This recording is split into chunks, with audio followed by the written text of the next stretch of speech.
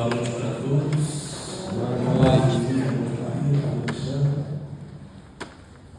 Hoje nós vamos meditar o quinto dia em memória da quinta dor de Maria, da manhã que teve Maria por ver seu filho crucificado entre dois ladrões. São Francisco de Assis vai dizer: o amor não é amado. Santo Agostinho vai dizer: do outro lado, tenho medo que a graça passe sem que eu me perceba. Em Lucas capítulo 23, 32, adiante vai dizer: eram conduzidos ao mesmo tempo dois malfeitores para serem mortos com Jesus.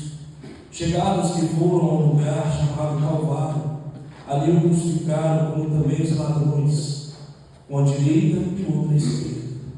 E Jesus dizia: Pai, perdoa-lhes, porque não sabem o que fazem. Eles dividiram as suas vestes e a sortearam. A multidão conservava-se lá e observava. Os príncipes dos sacerdotes escarneciam de Jesus, dizendo: salvou a outros, que se salve a si próprio, se és o Cristo, o escolhido de Deus. Do mesmo modo, zombavam dele os soldados. Aproximavam-se dele, ofereciam vinagre e diziam: se és o rei dos judeus, salva-te a ti mesmo. Por cima de sua cabeça pendia esta inscrição: este é o rei dos judeus. Um dos malfeitores ali crucificados blasfemava entre eles: se és o Cristo, salva-te a ti mesmo e salva-nos a nós. Mas o outro o repreendeu: nem sequer temes a Deus, tu que sofres o mesmo suplício? Para nós isto é justo, recebemos o que mereceram os nossos crimes, mas este não fez mal algum. E acrescentou: Jesus, lembra-te de mim quando tiveres entrado no teu reino. Jesus respondeu: é verdade, eu te digo, hoje estarás comigo no paraíso. Provérbios capítulo 28, versículo 13 vai dizer: o que encobre as suas transgressões nunca prosperará, mas os que as confessa e deixa alcançará misericórdia. Bem-aventurado o homem que continuamente teme, mas o que endurece o seu coração virá a cair no mal.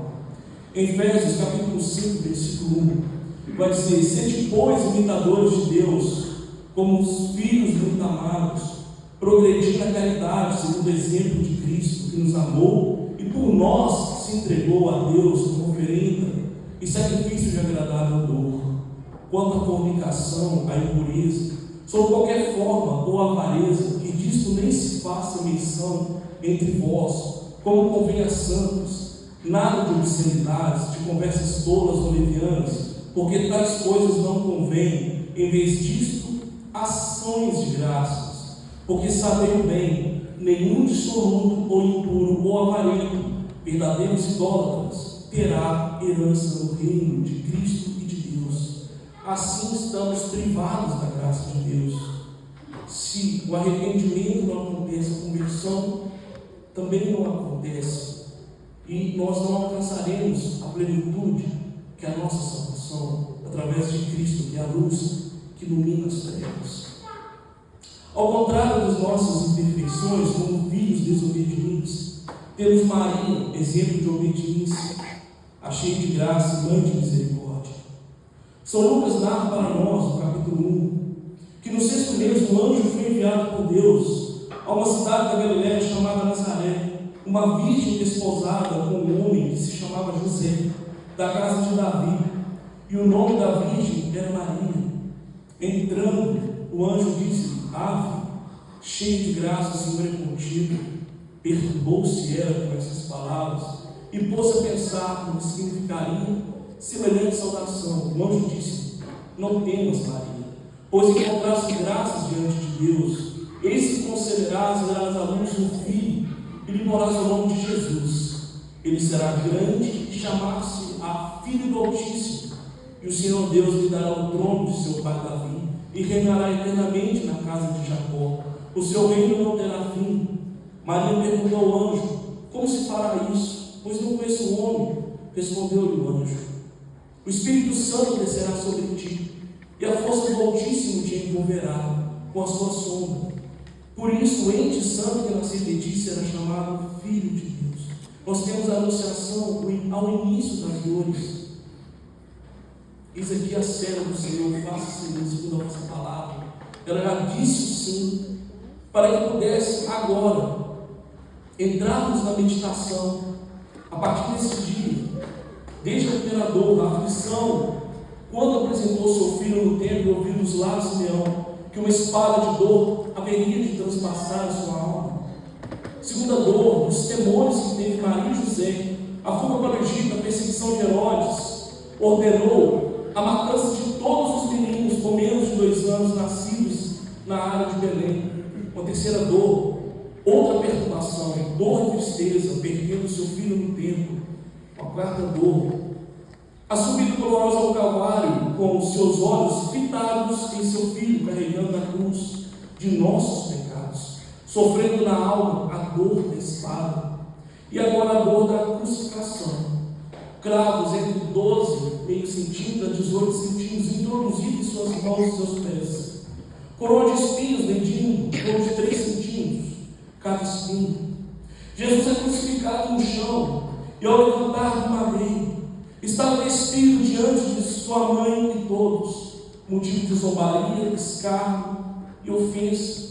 O homem das dores, a imagem mais dolorosa que uma mãe pudesse presenciar, transcende o ápice da dor. O cântico de louvor magnífica, minha alma glorifica o Senhor, meu espírito exulta de alegria em Deus meu Salvador. Por um instante ecoa na mais forte dor em sua alma, pois a alma chora, lágrimas de sangue, do belo louvor aos insultos do Calvário, da gestação aos estigmas e martírios da alma. Não há palavra que explique tamanha dor, nada se compara. A palavra de Deus em João, capítulo 19, 25, vai dizer que Maria estava junto à cruz, estava de pé a sua mãe, ou seja, ele estava de pé junto à cruz. Na tradição judaica, os judeus, quando queriam orar, se colocavam em posição corporal, de acordo com a necessidade, como nós vemos no dia de Pentecostes, com a vinda do Espírito Santo. Eles estavam reunidos na sala do cenáculo e todos estavam sentados. Isso quer dizer que é posição de ensino, conhecimento, sabedoria, como sentamos na sala de aula ou quando vamos escutar o Evangelho. A posição de pé significa que quando o judeu queria um diálogo com Deus, ele se colocava de pé. Aqui Maria está de pé. O que significa para alguns teólogos que ela chama Deus para uma conversa. Mistério da mãe das dores. Maria caminha até a cruz, beija os pés ensanguentados do Cordeiro Santo, seu filho Jesus, e diz: ossos dos meus ossos, carne da minha carne e sangue do meu sangue. Ao provar a transubstanciação e a fonte de misericórdia, tudo se define em uma única palavra: amor. Santo Agostinho vai dizer, gostaria de convidar agora você a olhar para a cruz. Olhe para a cruz. Queres saber do teu valor? Olhe para a cruz. Tu vale um Cristo crucificado. Tu vale muito mais do que você pensa. O vale de lágrimas se transforma no oceano infinito da misericórdia. São Luís Maria de Irmão de Montfort vai dizer que Deus reuniu todas as águas e deu o nome de mar, reuniu todas as graças e deu o nome de Maria, um manancial de misericórdia. Você sabe o significado de misericórdia em hebraico? A palavra é rachamim, é misericórdia. Em português, essas palavras provêm do latim. A palavra cordes, a terminação da palavra misericórdia, significa coração. Os antigos romanos acreditavam que esse sentimento nascia do coração, mas em hebraico não nasce do coração. A misericórdia nasce em um outro órgão do corpo humano, rehema, que é útero em hebraico. Isso não quer dizer que somente as mulheres têm misericórdia. Mas o interessante é que a raiz da gramática nos traz essa reflexão. Já no latim, começa no coração o sentimento de misericórdia. Mas no hebraico é ainda mais profundo. Ele começa em um órgão do corpo onde outras vidas são geradas. A ligação entre a palavra útero e misericórdia é tão forte em hebraico que o profeta Isaías diz: é possível uma mãe que possa esquecer seu bebê e não ter misericórdia do filho que gerou? Uma frase ainda de um autor desconhecido vai dizer: se a terra que Jesus pisou é terra santa, imagine o ventre que o gerou. Dou de graça o que recebi de graça. São Tomás de Aquino também responde: o Senhor Pai está com Maria, pois ele não se separa de maneira alguma do seu filho, e Maria possui este filho, como nenhuma outra criatura, até mesmo angélica. Olha, Jesus, o nosso mestre, nos seus momentos finais disse: Pai, perdoa-os, eles não sabem o que fazem. Perdoa-os não significa beneficiar o criminoso, não significa impunidade. Perdão significa livrar o próprio coração de um ressentimento. Eu convido vocês agora a conhecer a história de um psicopata americano de Green River, nos Estados Unidos, Gary Ridley, que matou mais de 40 mulheres e foi colocado à frente com vários familiares de vítimas. E todos eles foram lá no tribunal criticar este assassino. Uma mulher iniciou as acusações. As lembranças de todas aquelas mulheres que você matou foram apagadas. As nossas não foram. Elas não significam nada para você, mas elas significam tudo para nós. Uma segunda mulher foi eu. Ela era mãe, ela era uma esposa, era uma irmã. Sentimos muito a falta dela. Gary Ridley permaneceu sentado com um semblante inexpressivo. Familiares de suas vítimas o amaldiçoavam, ridicularizavam. Teve outra acusação: ele é um animal. Eu desejo que ele tenha uma morte dolorosa, sofrida e cruel. Mais uma acusação: ele vai para o inferno, que é o lugar dele. E quando um pai entrou no tribunal, praticamente desabou aquele tribunal, porque ele foi contra tudo que o mundo prega, ele foi na contramão do mundo. Mas o semblante enrijecido começou a despedaçar, quando o pai de uma das vítimas apareceu para surpreendê-lo com uma dose de misericórdia e bondade humana. Ele disse: Sr. Ridley, há pessoas aqui que lhe odeiam. Eu não sou uma delas. Você dificultou muito para mim a prática daquilo que eu creio, que é o que Deus quer que eu faça, que é perdoar. Você está perdoado.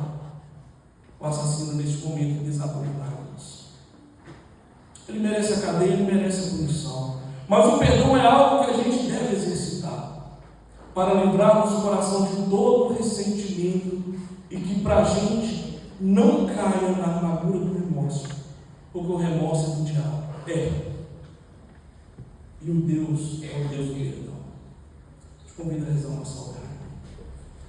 Salve.